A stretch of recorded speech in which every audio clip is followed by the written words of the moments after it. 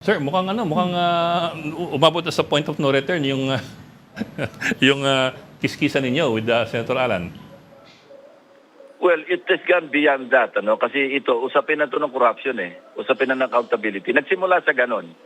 Dahil nung nag-insinuate siya, inattack niya yung aking integrity, yun ang hindi ko talaga mapalampas.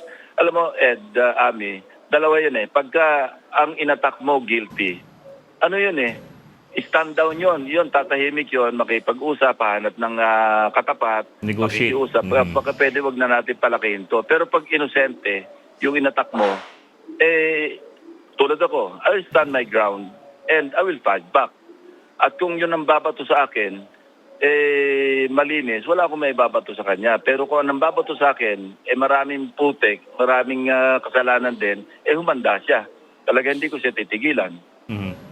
Kasi ready talaga ako makipag-bardagulan pagdating sa mga anomalya. Di maghanap din siya kung ano yung makita niya. Siya nagsimula Alam mo, hindi naman ako kumikibo. Ang katapat niya noon, si Senator Erwin Bakit dinugto na yung pangalan ko na nagdoble yung salin ko? Kinuray ko pa nga siya Hindi nagdoble, nag-quadruple nga. Pero anong masama?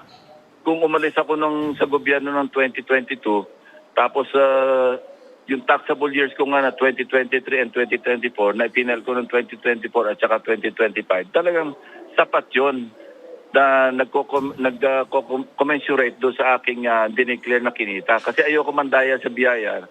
Sinasabi ko nga, may mga nag-advise nga sa akin, wag, dayang naman kasi 10.5 million yung binayaran ko para sa 2023, taxable year 2023, nung nag-file ako ng 2024. Sabi ko, kesa sumakit pa yung ulo ko, 5 years from now, pwede ako habulin dyan. Bayaran ko na lang, total, kumita naman talaga ako. At saka lehitimo naman yung pinagkakitaan ko. Bakit ko kailangan itago? Kasi sinasabi na nag-advise sa akin nanakawin lang yung mga taxes natin. At sabi ko, hindi bali na. Ang importante, wala akong sakit ng ulo. That's a very familiar I mean, ang daming taong gumagamit ng ganung nanakawin lang naman yung pera. Kasiran, yes. Yung logic nila.